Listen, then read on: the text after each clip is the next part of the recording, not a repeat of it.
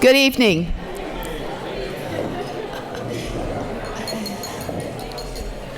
It's my pleasure this evening to introduce our keynote speaker, whom I have joined at Texas A&M now. I just started there in January. I heard a whoop out there someplace. Oh, right there, front row. You tried to hide that. And I'm just really delighted to be part of the faculty out there. So I'm going to introduce Professor Dimitri Lagoudas, who's currently the Associate Vice Chancellor for Engineering Research, the Senior Associate Dean for Research, the Deputy Director of the Texas Engineering Experiment Station, and the inaugural recipient of the John and B. Slattery Chair in Aerospace Engineering at Texas A&M. He also serves as the director of the Texas Institute for Intelligent Materials and Structures. And his research has involved the design, characterization, and modeling of multifunctional material systems at the nano, the micro, and the macro levels. And he averages all of this in different methods to develop a bridge to various length scales and functionalities, including mechanical, thermal, electrical properties of nanocomposites. These are all areas I hope that we're going to incorporate into the future space flight, some of which are already there. But his research team in that area is one of the most recognized internationally in the area of modeling and characterization of shape memory alloys. He's co-authored about 400 scientific publications. He received 2 Best Paper Awards from ASME, and a textbook which he has co-written with his students, graduate students, was recently published. He's also worked with Boeing, DoD, NASA, and many of our colleagues in the industry. And in 2006, he received the ASME Adaptive Structures and Material Systems Prize in recognition of his contributions to the modeling and characterization of shape memory alloys. For his many accomplishments, he has been promoted out of the Aerospace Engineering Department into the Dean's office.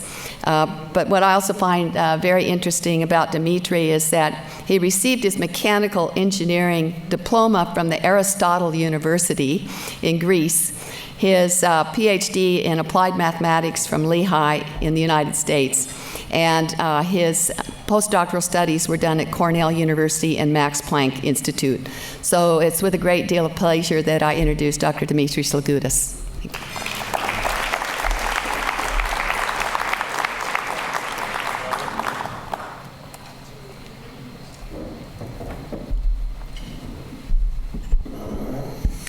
Howdy.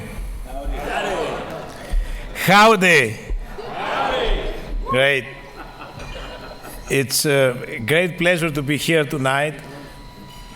I would like to tell you that Dr. Banks, Catherine Banks, who is our Vice Chancellor for Engineering, sends her greatest, warmest greetings, and she would have loved to be here tonight with us. She is on her way to Korea.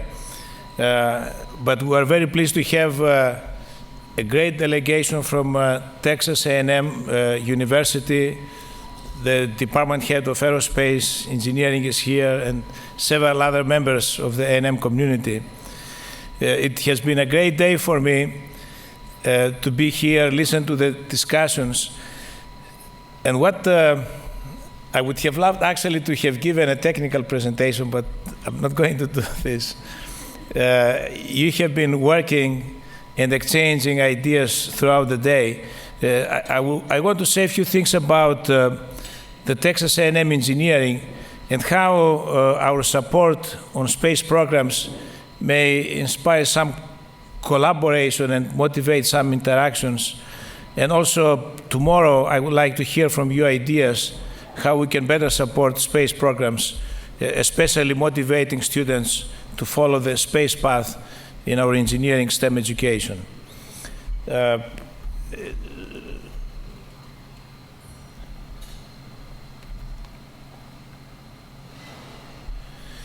would like to say a few things about the A&M system. Is one of the major systems in Texas with 11 universities. Texas A&M University in College Station is the main one, plus 10 throughout the state of Texas. And we have also 7 state agencies. As a land-grant university, the state agencies will support research in engineering and agriculture, and these are landmark places where research and collaboration takes place. In the engineering enterprise, we have the College of Engineering at Texas A&M, and there are the Engineering Experiment Station as one of the state agencies coordinating research with 30-plus centers we have established. And then we have the Transportation Institute and the Extension Service that does most of the training.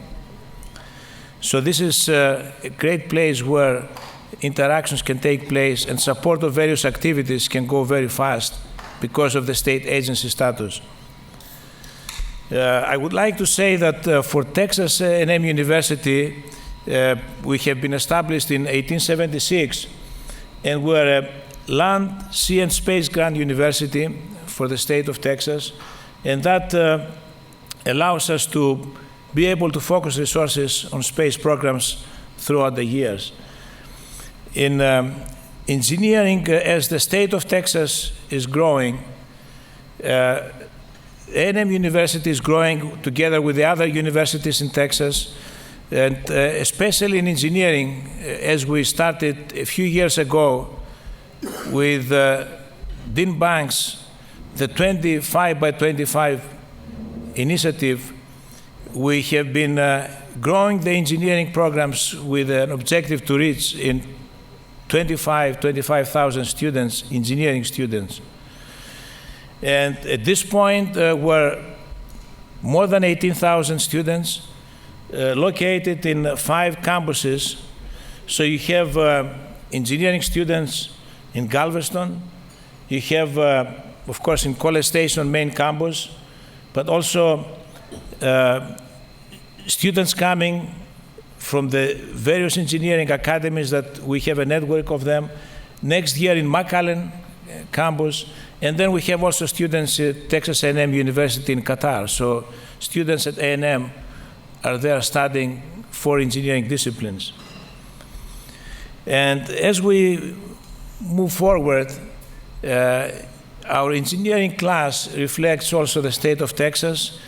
We have a quarter of engineering students are female, and a quarter of the total engineering class are Hispanic students. In total numbers, we're one of the largest student population having women in engineering, which is quite remarkable.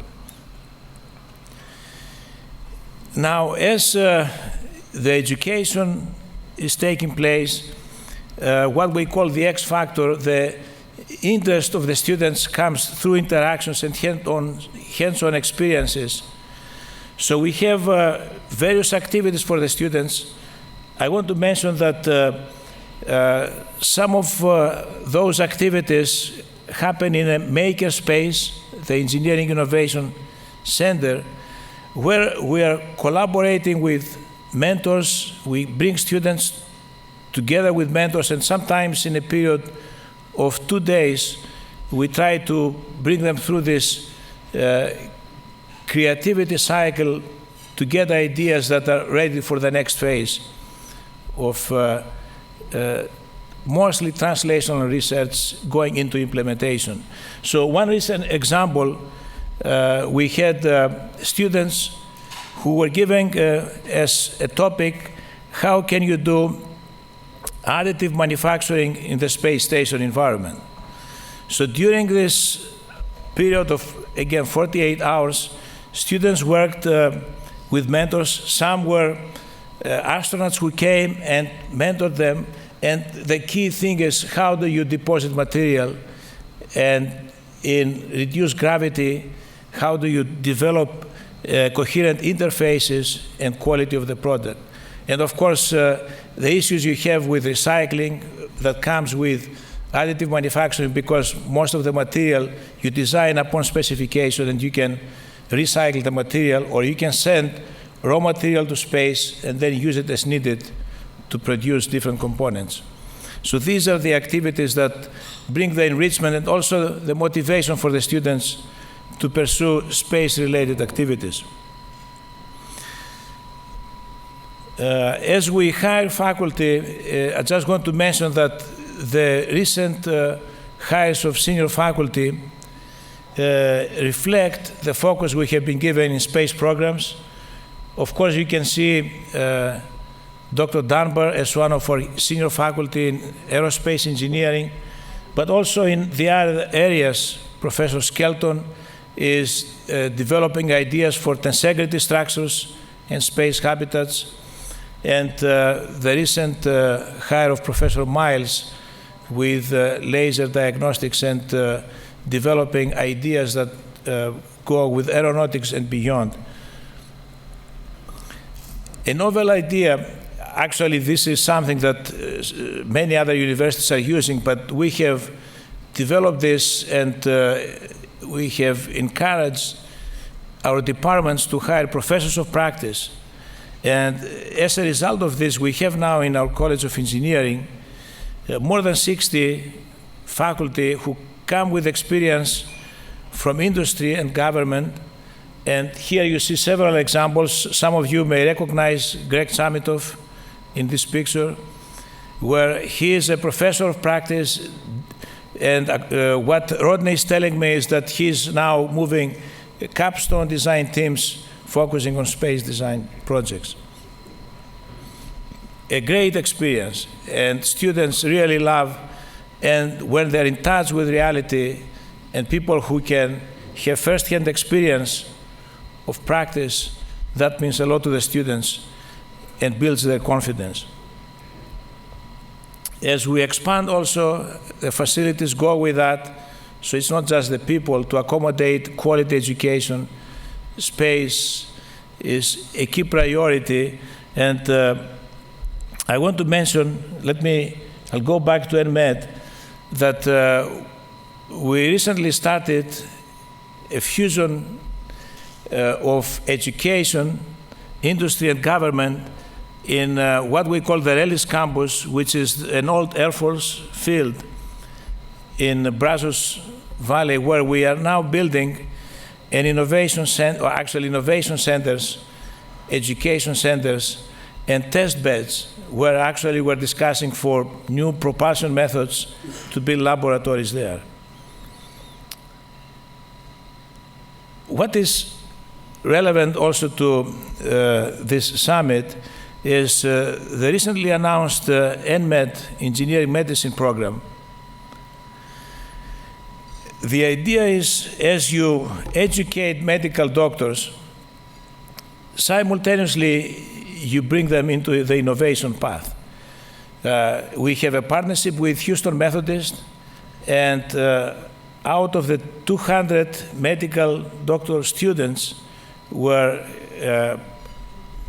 meeting every year in the Health Science Center, 50 will come with engineering degrees, and as they're going to study for their medical degree, they're going to be engaging with innovation, and as they study the human body, they try to see how they can use technology to their advantage. So this is not going to be an add-on, but it will be a concurrent experience as they study for their medical degree. And they will get a dual degree as well, either a Master of Engineering or Science, and in many cases a PhD program. We're developing this now, it starts next year in this joint venture with the Houston Methodist. As I was thinking about the interactions we have with space programs, it is interesting to see that starting in the 60s especially, we have been working with space technology programs, many supported by NASA. Space Power was established as one of the earlier, in the 80s, NASA institutes, and then moved into the, as a commercial space center institute. Chip Hill is in the audience. He was a center director for many years. And there were designs of payloads that they were sent to space, Star Trekkers and many other projects that were designed by our students and faculty at Texas A&M. As I was trying to see how we work with human research program, and looking over the years for the last 6 years, we have more than 30 faculty being involved. Swiss in the audience, very heavily engaging with the space programs, and from human health to radiation and behavioral health and human factors. So we have been working from engineering and the sciences all these years together with many collaborators from NASA. As we move closer to engineering, as we grow the Department of Aerospace Engineering, we're at the point now where more than 40 faculty members and a large population of more than 500 undergraduate students. So every year we graduate 100 students in aerospace engineering, and about 1/3 to half of them are with space orientation. And as we establish the core competencies, you see in every aspect, you start from the aerodynamics, thermochemistry, and propulsion. This area, at the end, it culminates, let's say, with a capstone design, rockets design, and propulsion. You go into the materials and structures competency area. Already Bonnie mentioned that intelligent material systems is a key focus area where multifunctionality of the material gives them certain advantages, because with low weight you have materials which are structural and functional, so they have desirable electrical properties, thermal properties, long duration, durability for long duration flights. And this we have been pioneering for many years. In this area of multifunctional materials, I should mention that you can bring design principles like we were discussing a little bit earlier, origami-based design, where this multifunctional of the material allows you to fold, unfold different configurations. So this is happening in this core area of materials and structures. And of course, the dynamics and control area has been working on space programs for many years with the satellite design as well. And as we are hiring faculty like Bonnie Dunbar, the integration of the systems becomes more and more important for the aerospace department. I want to highlight a few centers that have been established. The Astro Center, actually Greg Samitoff is a key member in this center, deals with autonomous vehicles and space robotics, also mission optimization, and human space flight operations. So this is a key center established in the aerospace department. Then Bonnie is developing her laboratory on human systems, and tomorrow you may talk more about this, Bonnie. It is an exciting period for us where students are getting an understanding of what the requirements are and how they translate to developing these integrated systems that require certain performance characteristics, human factors integrated, and also integrating the data that have been incorporated over the years. So this is the laboratory that she will be establishing at Texas A&M. And we have 2 more centers, the laser, the land, air, and space robotics laboratory. John Jenkins is heading this lab. You can see the picture with the constellation, with orbital mechanics as a focus area, and then propagation of uncertainty, situation awareness. And in this one also, we have integrated some of these novel designs of space structures like tensegrity ideas in developing deployable, collapsible space structures. And then Helen Reed and her group for years now have been designing CubeSats and the Aggie CubeSat program has been successfully being developed and deployed from ISS.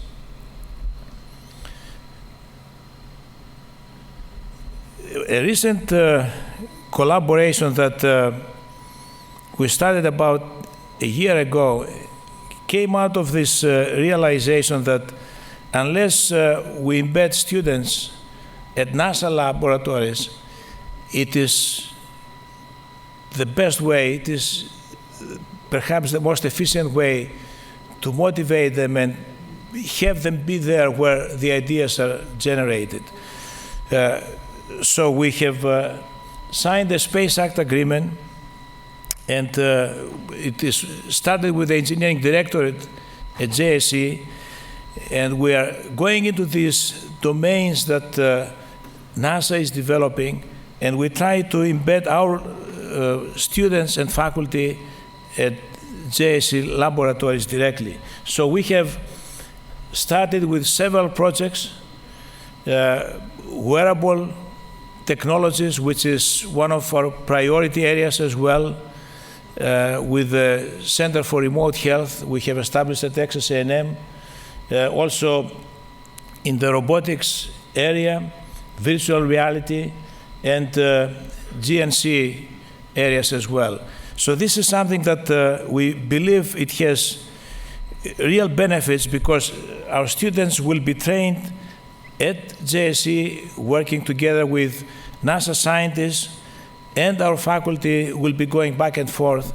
And with these 4 projects behind them, there is a faculty and at least 1 graduate student, and in many cases undergraduate students are engaged as well. So with this, we hope that as we move forward, we'll have a seamless integration, and many of these students will be able then to continue with their careers at NASA.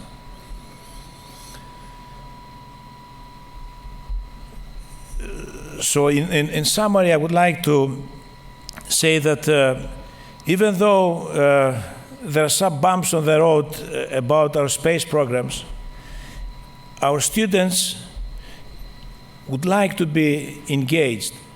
They see the future, they are excited.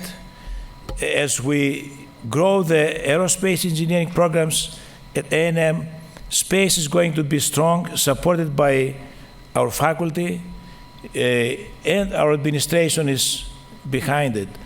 We would like to, as we fuse this program of engineering and medicine, we would like to wrap this around as one key application to be space. And we see the opportunity there because many of the pioneering ideas will come out of this space exploration, long duration flights, studying the human body and bringing technology, and of course, the translational research that comes with that. So I don't want to spend any more time. These are some ideas that we're developing. We welcome any interest you have as we grow our programs and we hire more faculty. We're at the mark of 18,000 students.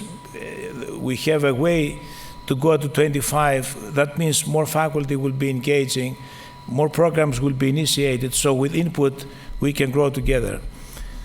Thank you very much. If you have questions, I'll be glad to answer them.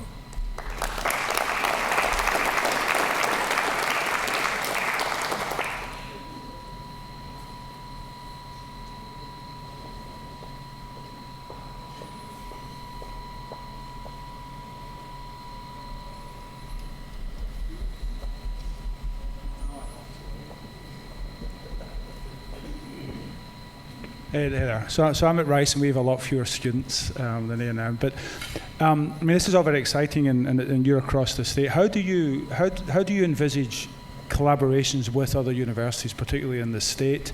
And I know I'm sitting with my good friend here, so I know there's collaborations across the world too, other than Qatar. So can you talk a little bit about how you're sort of reaching out to other universities and partnering, and particularly in the space area? Of course, there is the Space Grant Consortium that is going on for many years.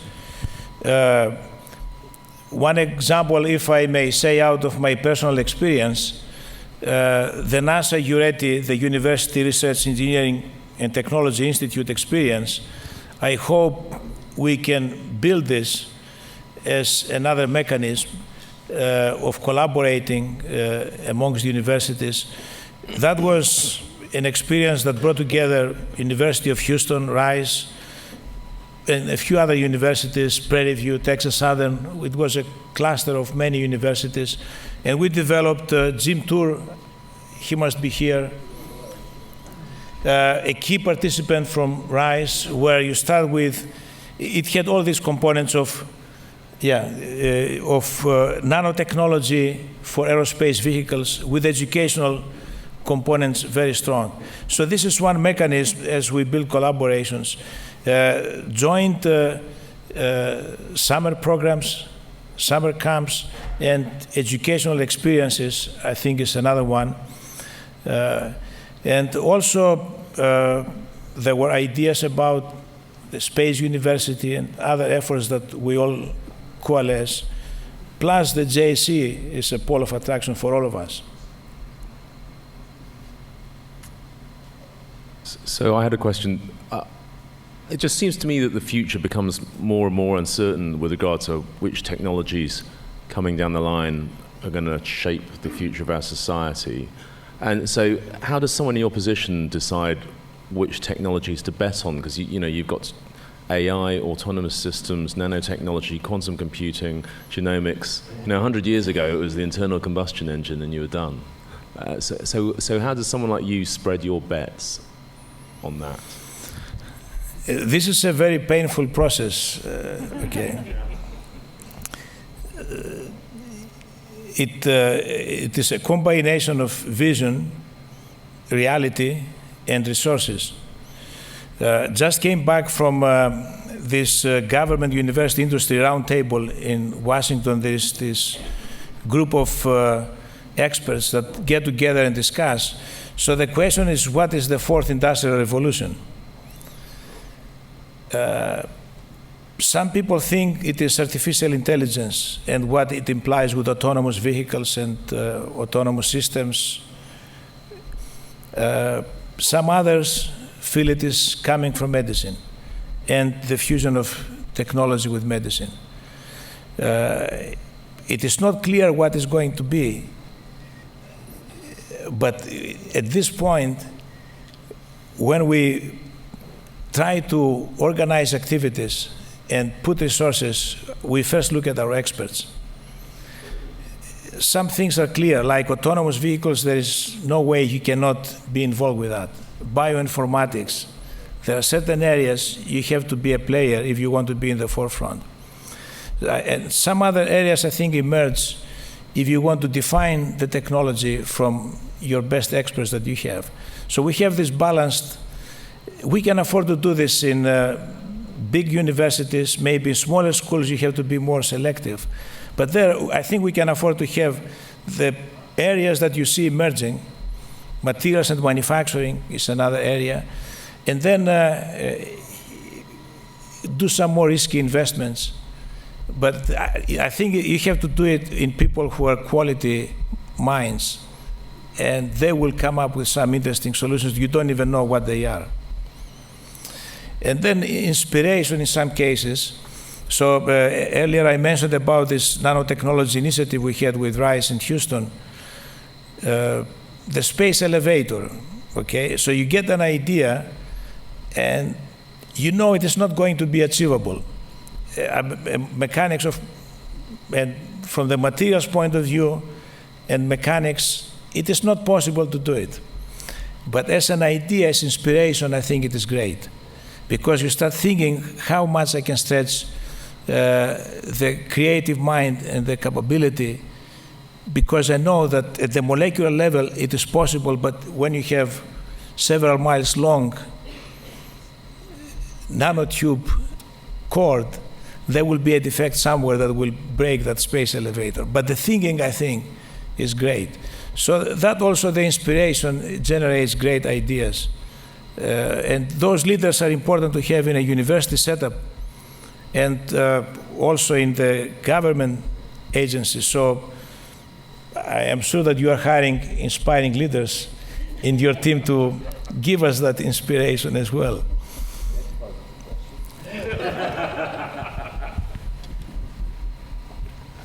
was trying to determine how to pose my question, and it's I'm a passionate educator. I'm a non-educator who's turned educator, but a number of years ago we started a program called Summer of Innovation, and it was intended to really tackle the issue of the bathtub in the summer when kids from K through 12 go home on vacation and they come back and the teacher has to start all over in the fall and takes the first 6 weeks to bring them up to grade level. And it is now migrated into the Department of Education program called 21st Century Communities in Learning. Since Texas A&M is the host of the Space Grant Consortium for the state of Texas, you may or may not know this, but what is the plan for A&M to get into K through 12 education, particularly in the state of Texas, which is the source of content in textbooks, when you're in a state that doesn't think it's important to teach evolution and is rapidly becoming by policy, a non-science state. So how do you, without really torquing off the state government, how do you deal with that in trying to prepare students from K through 12 so that they're ready to come to the campus to fit in at A&M and become the greatest engineers in the world that we traditionally expect to get from Texas A&M?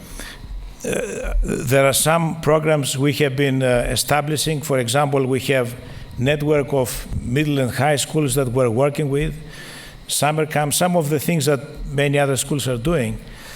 One area that we have been paying attention recently is partnering with non-profit organizations. One example, Communities in School, CIS. Then you go to San Antonio, and half of the city is under the network of CIS, and then you have thousands of students. We have A&M Aggies going there, A&M students going there, and then you see thousands of these students through the network designing rockets. The top design teams go to JSC, hosted by them. And then you see a transformation happening at this level. Then we have also a partnership with community colleges and other ways of reaching out to the communities. And we have universities, 10 universities like Corpus Christi, Texarkana, Central Texas. This is how we reach out to populations throughout the Texas. But you're right, it's not just to do a summer camp, or you have to do more than that. You have to reach out to the communities. And you have to go to the communities, not just bring the students, which we do, of course. We have Aguiland Saturday, thousands of students come and visit our laboratories, we open them. But you also have to go to the communities. And through these non-profit organizations, I think we can have a huge impact.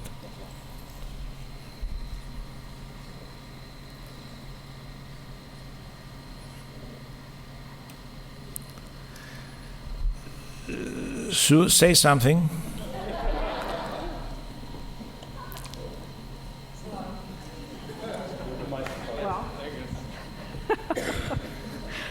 I'm Sue Bloomfield. Unlike Dimitri, I am a life scientist, an integrative physiologist, but I have a deep appreciation for how we can team with engineering to achieve solutions.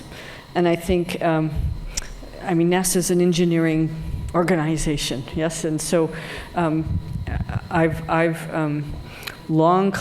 had a 20-year collaboration with a mechanical engineer, Harry Hogan, and our labs work collaboratively, and it's a good model for education in terms of our students working together. The engineers teach the physiologists basic mechanics, and the physiologists get the engineers up to speed on the details in our lab, bone biology. So it's a very fruitful collaboration, and I think it's real important because many of us in this room, right, are either MDs or life scientists and need to appreciate what our engineering colleagues bring to the table. So I'm very confident that A&M's engineering college brings a lot to the table, and I sure hope to see even more involvement. I know NASA has hired many an Aggie engineer And they're hiring some Aggie life scientists as well. So I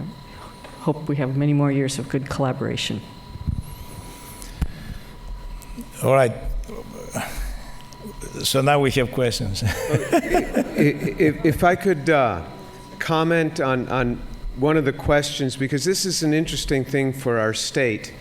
Some of the things that have come up, the questions that have been addressed, and I've written some things about this, this question of evolution, and one of the things that I've proposed to try to reach a place where people can study the science is to look at Project ENCODE. Project ENCODE is looking at the intergenic DNA. And it's really amazing that we're finding that there are unique things in this intergenic DNA and also in the orphan genes, that there are unique things. And the idea is to say, okay, can we take our science students and explain things about the uniqueness of the code that would at least strike a happy medium between the two different groups here while studying the science of the uniqueness, so that you teach the common descent model, and then you teach the orphan genes and the Project ENCODE, which are all national studies that have gone on. So can we strike a happy medium between the two groups to say, okay, let's look at the science here. One of the biggest difficulties with it is our science teachers, how well prepared are they to teach at this level in, say, a middle school or a high school? But it's interesting the way we can reduce concepts to simple formulations and to say, look at these different sorts of models. Here are the unique models. So I don't think it has to be one or the other, because what we're going to do is we're going to have this tremendous fight on our hands. But if it can be that let's look at the science and let's look at why this science might bother some people, and to say, okay, what is it here that's bothersome, and look at the science behind it, so we get students looking at the genetic code, looking at the genetic information, and understanding something about the genome, about the intergenic DNA, about orphan genes that go along with this, and trying to bring peace rather than discord between it, because this is a real issue that's going on, not just in our state, but in other states as well, where we really want to have our students at the forefront of science, but also allow people to deal with certain issues.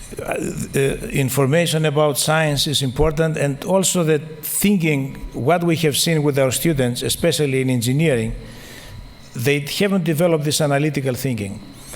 If you start the problem in the inverse way, you give them a set of requirements, and then you ask them to find a solution. You know there is not a unique solution. How do they think?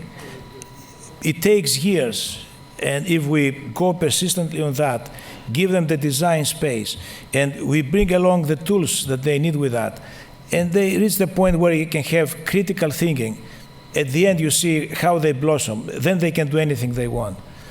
And this is, again and again, we have seen in our leaders, that's what they gain. When they come back 20 years later, and they're the chief engineer doing this unique device, they say that is critical thinking that goes back to what I learned in this thermodynamics class that may be totally irrelevant to what they're doing it. But they have learned this way of this analytical thinking and how to put structure into the solution finding procedure.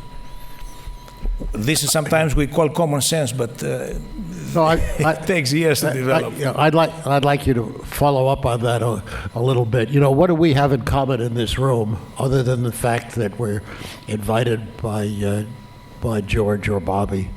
What we have in common is that we're all space cadets, and each of us, in our own way, is excited. I would say almost passionate about things that fly, that go into space, and things that are launched.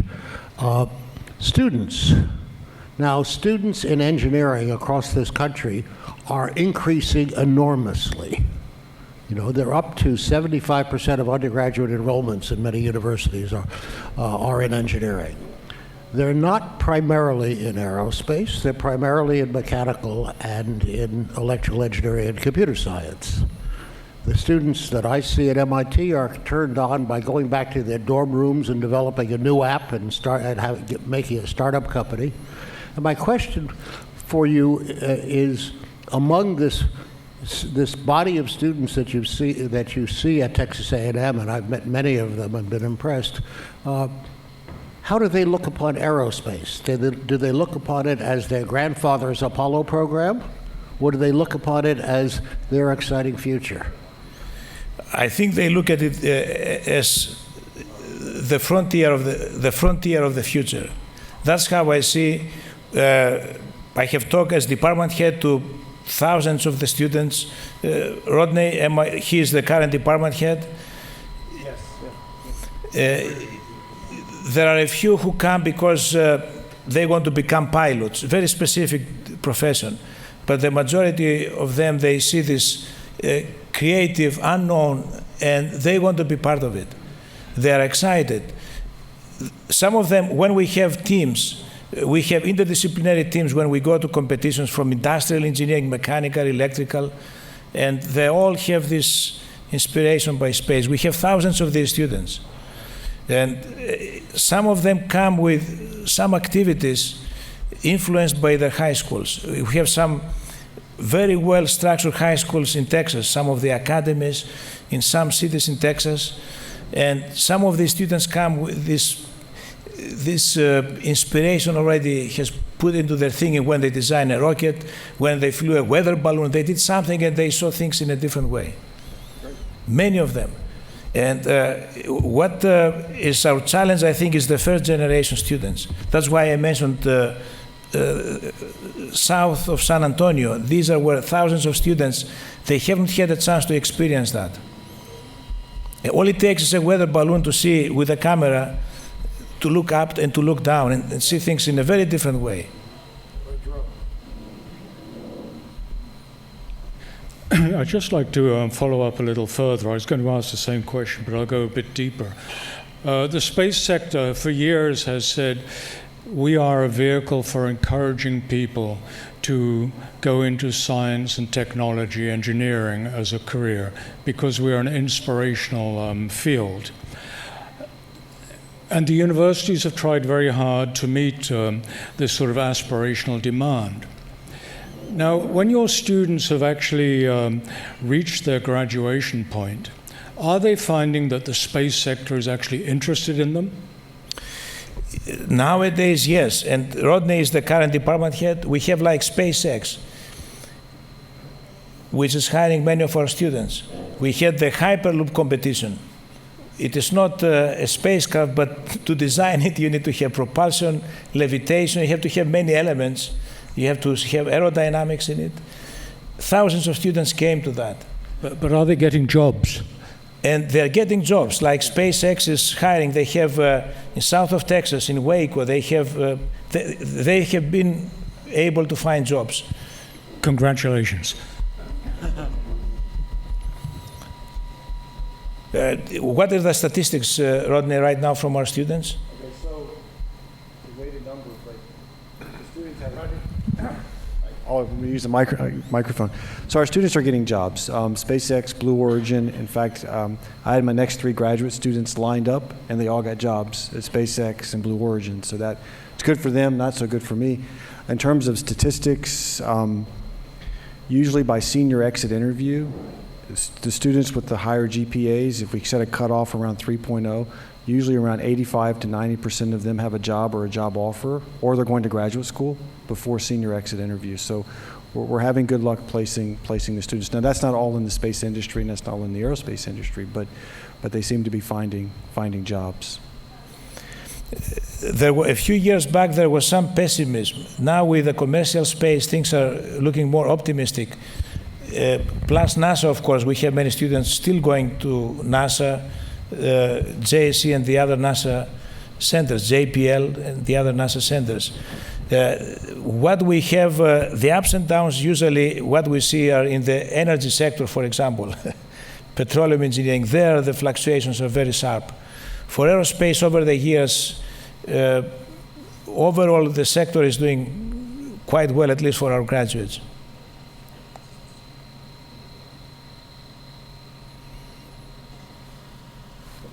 time to call it a night.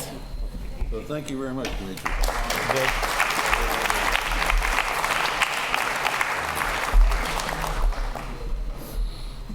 Thank you very much, Dimitri. That was excellent.